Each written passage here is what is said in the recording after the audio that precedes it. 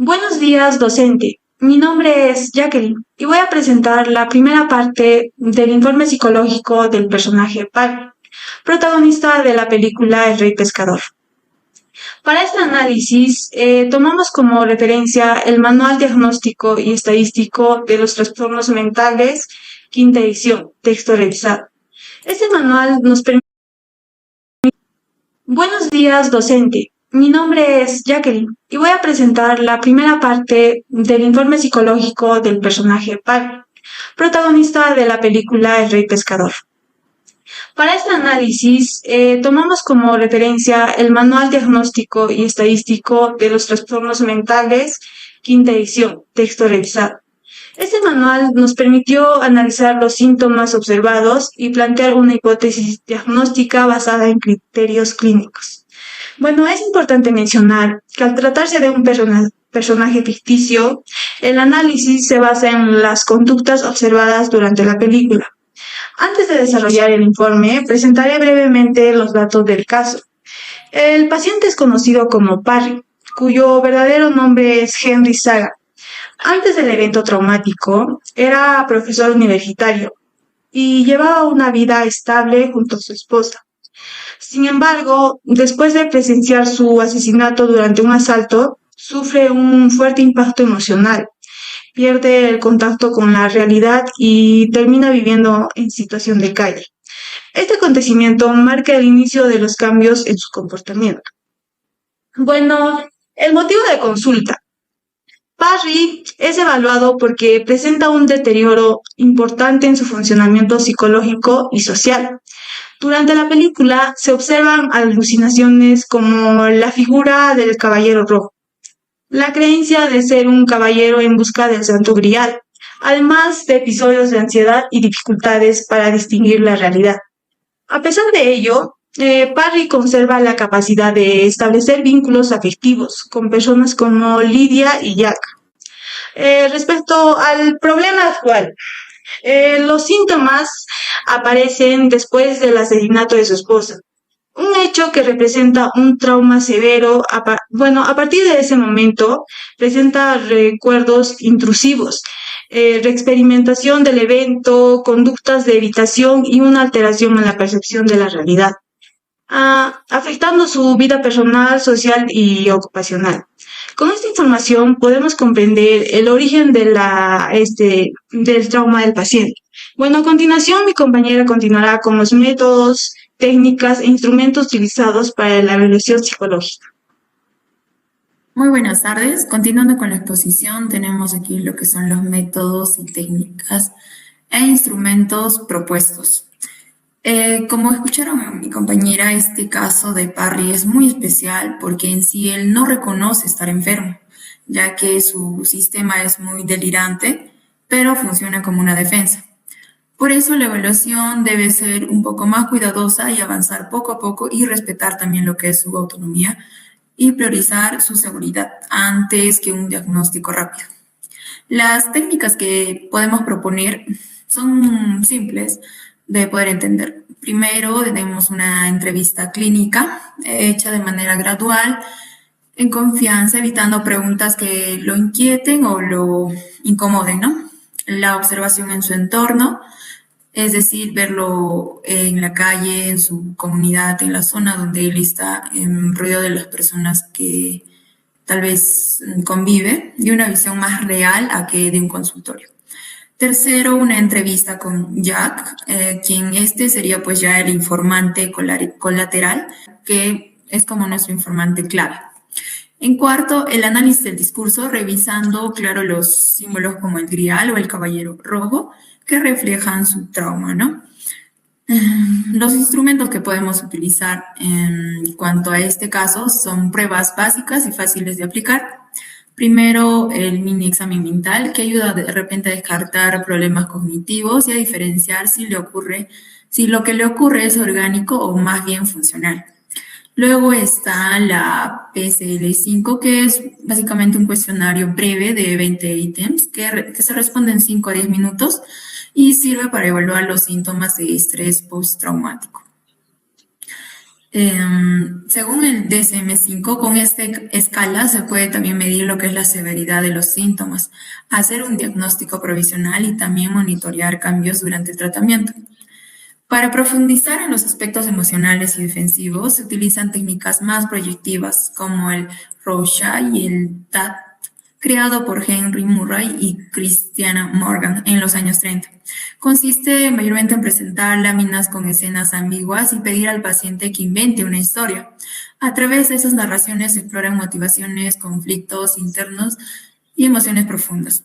Finalmente, un instrumento que podemos aplicar es la escala de funcionamiento y riesgo, que nos permitiría valorar qué tan vulnerable es Parry en la calle y detectar posibles conductas de autoagresión o heteroagresión. Lo más importante es lo ético en este caso, que pues el consentimiento debe ser progresivo, hay que proteger la confidencialidad y sobre todo recordar que la seguridad y dignidad de Parry están por encima de cualquier diagnóstico exhaustivo. Antecedentes personales y familiares de Parry. Henry Zahn era en sí un hombre con una vida estable, como lo han mencionado en un inicio, un profesor universitario, apasionado, digamos, por los mitos del Grial, ¿no? Estaba casado con Annie, con quien tenía una relación muy sólida y afectuosa. No había antecedentes de problemas psicológicos ni de consumo de sustancias y su familia tampoco presentaba trastornos mentales. En todo cambió esto en base con la muerte repentina y muy violenta de Annie, quien es su esposa.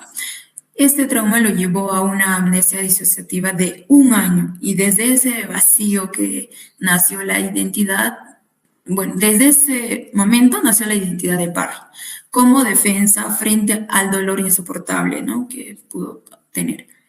Hoy su red de apoyo incluye a la comunidad de personas sin hogar que funciona como familia escogida, a Jack Lucas, que pasa de la culpa a convertirse en un sostén afectivo, y a Lidia, su relación amorosa que confirma que aún conserva la capacidad de amar y vincularse.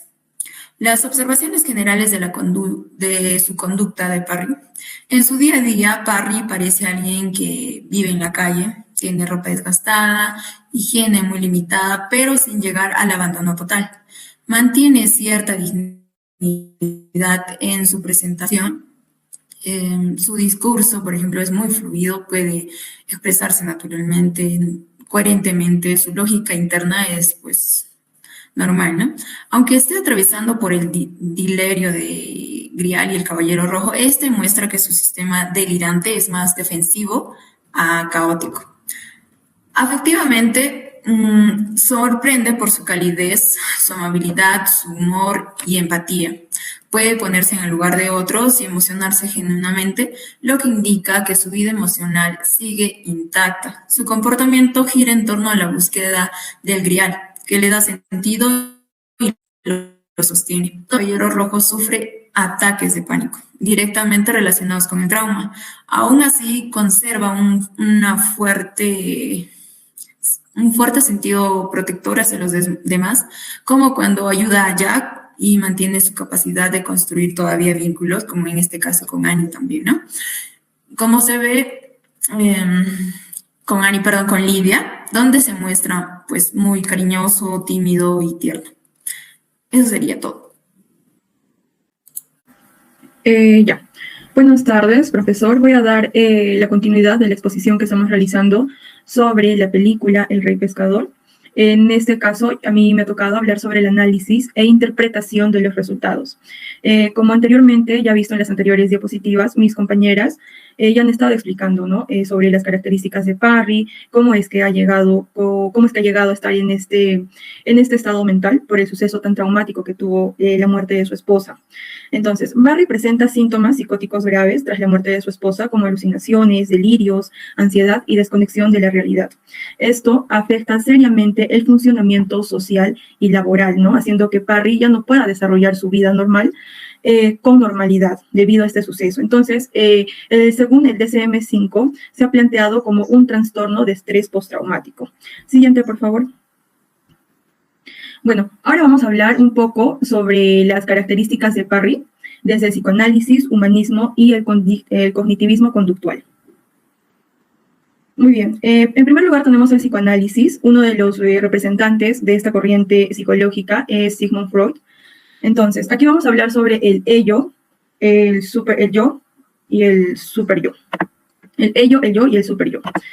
Entonces, bueno, para empezar, el ello es la parte primitiva e inconsciente que nosotros tenemos, ¿no? En esta parte se encuentra guardado el hambre, los impulsos, y el yo es la parte racional y consciente que nosotros tenemos. Y el super yo se podría decir que es la parte moral que toda persona tiene, ¿no? En este caso, en el caso de Parry no ha logrado integrar el suceso traumático que le ha pasado en el yo que vendría a ser la parte racional, ¿no? Entonces, esto hace que le haya generado un conflicto entre el problema que él ha tenido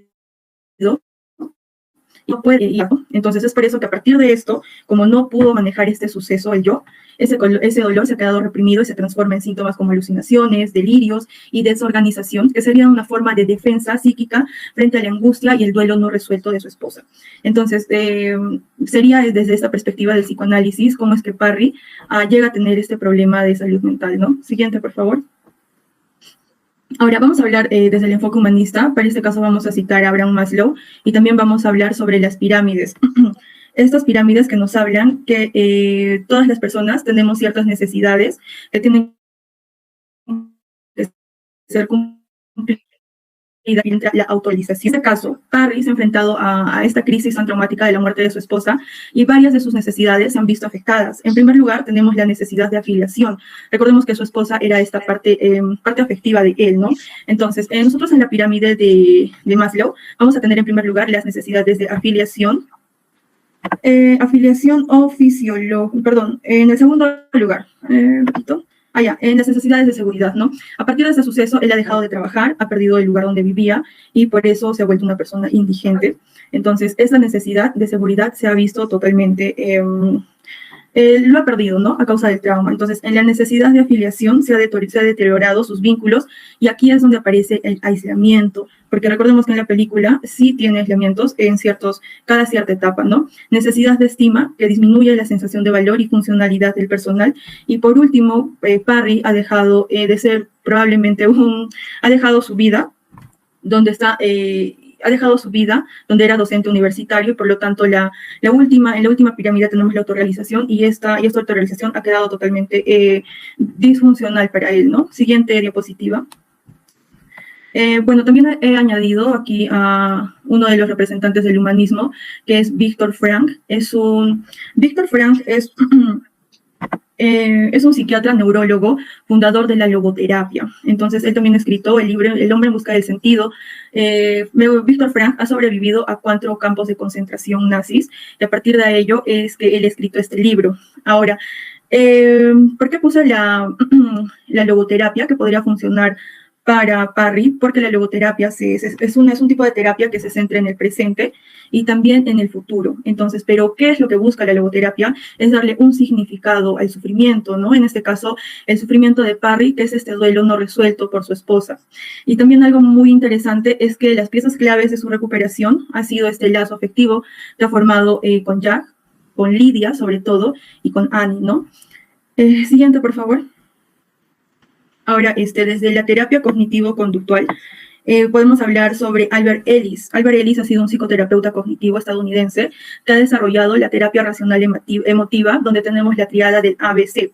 Entonces, la triada del ABC, en el caso de Parry, el acontecimiento A sería ese acontecimiento activador, que es la muerte de su esposa. Ahora, el B, que son sus creencias, serían los pensamientos, creencias y diálogo interno que él tenía previamente antes de que pase este suceso, ¿no? También es algo curioso relacionarlo porque recordemos que él era un docente universitario y tenía cierta fascinación por los libros y la literatura. Entonces, a raíz de ese suceso, ha relacionado todo su conocimiento y ha sido esta forma en la que él ha podido sobrellevar y es por eso la obsesión con el Santo Grial o incluso historias que él solo conoce, ¿no? Ahora, en la C son las reacciones emocionales o conductuales que tenemos. En este caso, él tiene ansiedad constante, tiene ansiedad, a veces tiene depresión, y en lo conductual sería que tiene delirios, saciamiento, esta búsqueda obsesionada, irracional con la búsqueda del Santo Grial. Siguiente, por favor. Bueno, eso es todo. Gracias. Continuando con la exposición, vamos a saber cómo llegamos al diagnóstico. sabemos que el diagnóstico es una herramienta que nos ayuda a elegir el tratamiento correcto, ¿no? Y esto nos ayuda a comunicarnos entre los profesionales, pero esto también nunca se debe usar para juzgar o estigmatizar a menos a alguien en situación como en este caso, pues en el caso de Parry, ¿no? Entonces, ¿cómo llegamos a este diagnóstico? Si nos basamos en los criterios del DSM-5 y con la película El Rey Pescador, ¿no? Vamos a justificar el por qué llegamos, ¿no?, a este diagnóstico con los criterios del DSM-5. En el criterio A tenemos la exposición al trauma, que esto describe a la presencia directa del asesinato violento de su esposa durante el asalto. En el caso de Parry, él fue testigo presencial del homicidio brutal a su esposa en medio de un ataque, ¿no? En el criterio B tenemos la descripción que describe este criterio es recuerdos persistentes del trauma. También tenemos la reexperimentación del evento mediante la figura del caballero rojo, que esto simboliza el trauma. En el caso de Parry, el trauma reaparece, ¿no?, constantemente en su mente y se manifiesta a través del caballero rojo, que es una figura que le encarna el pánico vivido aquel día, ¿no?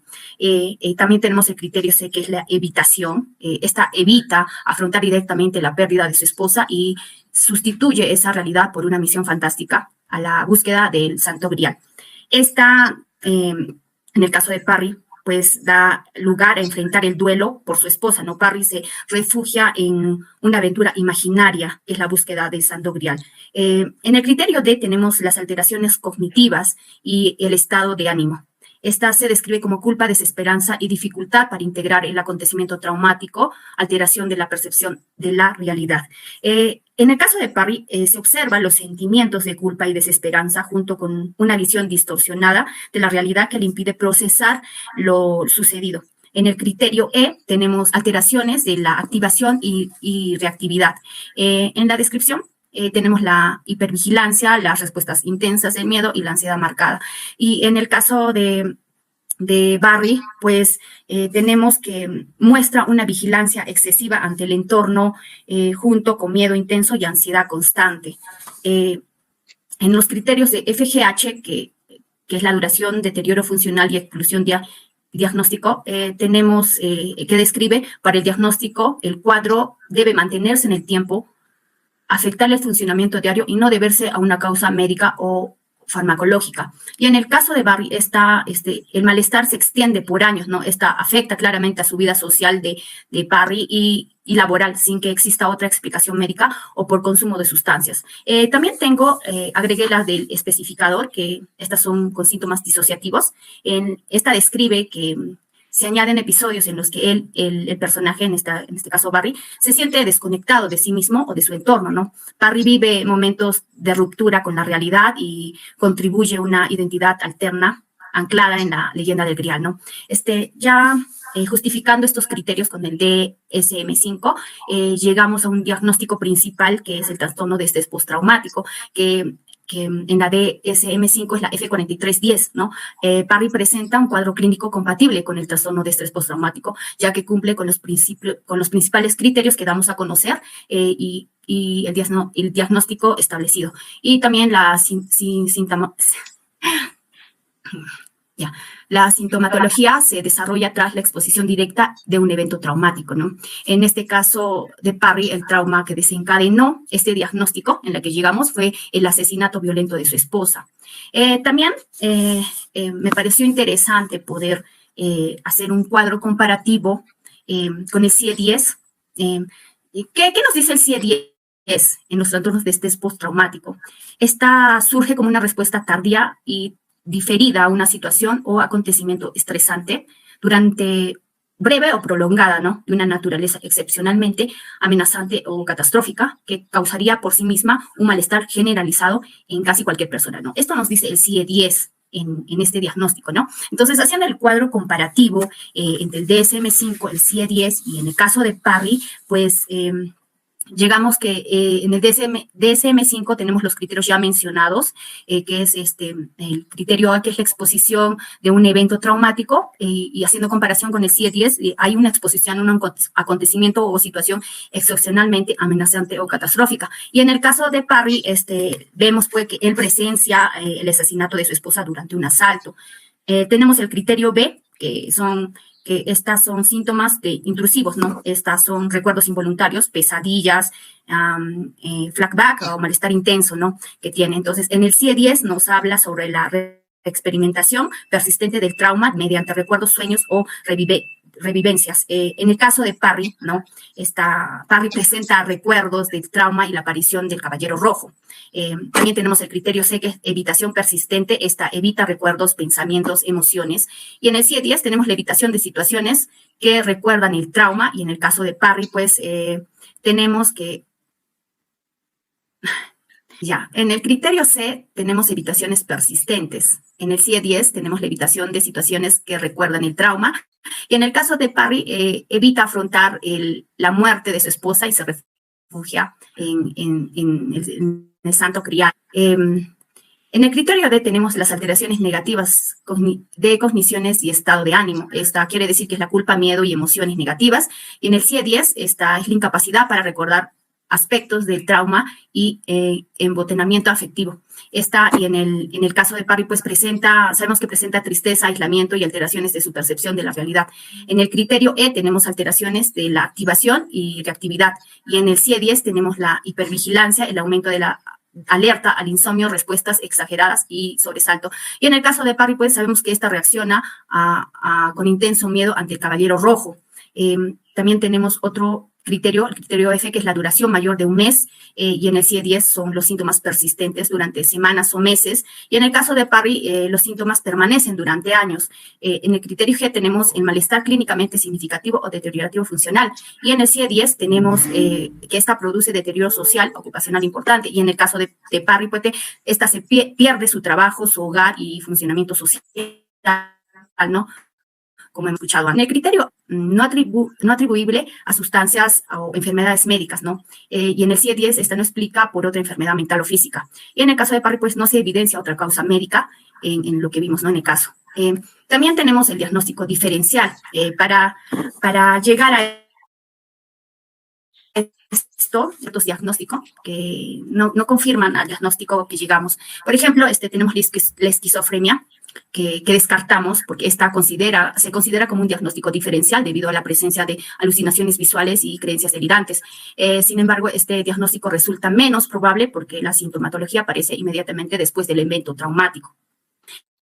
También tenemos el trastorno delirante. Esta también se descartó porque además de las ideas delirantes existen alteraciones perceptivas, síntomas disociativos y un antecedente traumático claramente identificado que explica de forma más adecuada, ¿no?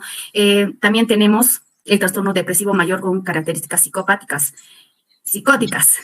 Trastorno depresivo mayor con características psicóticas. Esta también fue descartada. Aunque presenta tristeza y duelo intenso, los síntomas predominantes corresponden a manifestaciones postraumáticas más que un episodio depresivo mayor. Tenemos el pronóstico. El pronóstico de Parry se considera ahora reservado y favorable debido a la gravedad de traumas experimentando y a la presencia de síntomas persistentes que estas afectan significativamente su funcionamiento psicológico-social. Tenemos factores, ¿no? Yo la dividí en factores favorables, factores de riesgo y factores protectores. Dentro de los factores favorables tenemos la capacidad de vínculo afectivo y empatía, ¿no? También tenemos la motivación para relacionarse con otros, juicio de realidad parcialmente conservado y red de apoyo entre Jack, Lucas y Lidia, ¿no? Esos son los factores favorables en el caso de Parry. Los factores de riesgo que tenemos es la intensidad de trauma vivido, persistencia de síntomas disociativos y psicóticos, duelo no resuelto y vulnerabilidad social y deterioro ocupacional. Y en los factores protectores tenemos capacidad afectiva y relacional. En los factores protectores tenemos la capacidad afectiva y estas relacionadas. En los factores protectores tenemos la capacidad afectiva. También tenemos vínculos significativos entre Jack y Lidia. También tenemos la motivación de reparación, la conducta prosocial constante y el vínculo genuino entre Jack asociado a mejoría progresiva. En las recomendaciones más importantes en este caso, tenemos la psicoterapia centrada en el trauma. Estas se utilizan intervenciones con evidencias científicas como la TCC, la terapia de procesamiento cognitivo y la EMDR. También tenemos la evaluación psiquiátrica para valorar tratamiento farmacológico. Esta es necesaria y dirigida al control de un síntoma de ansiedad, alteraciones del estado de ánimo y manifestaciones psicóticas asociadas al trauma. También tenemos fortalecer la red de apoyo. Esta involucra a Jack y a Lidia, ¿no?, en su proceso. También tenemos la rehabilitación psicosocial, recuperar habilidades para la vida diaria y autonomía.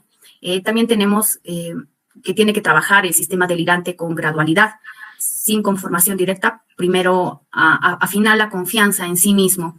También tenemos el seguimiento interdisciplinario. Esto tiene que ver con la psicología, psiquiatría, trabajo social y terapia ocupacional. También tengo un mensaje en el cual doy a conocer que Parry no está loco en este sentido clásico. Es alguien profundamente herido por el trauma extremo que tuvo, ¿no?, después de la muerte de su esposa. Esto contribuyó a una realidad alterna como una forma de sobrevivir emocionalmente o algo que no pudo procesar de otra manera. Gracias.